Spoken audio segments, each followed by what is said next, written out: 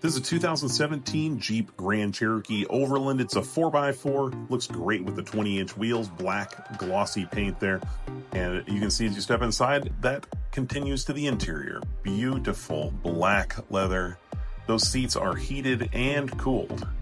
Beautiful 8-inch screen there on the dash too. And this one has 132,500 miles since brand new. It's powered with a 3.6-liter V6 Pentastar engine.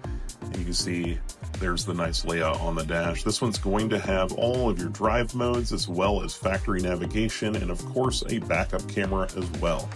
Up top, you've got the huge panoramic sunroof.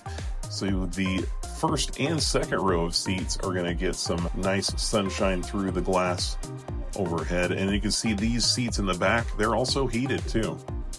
Flip that down, a massive amount of cargo space. You see the factory mats there. It's also got a cargo cover, factory subwoofer,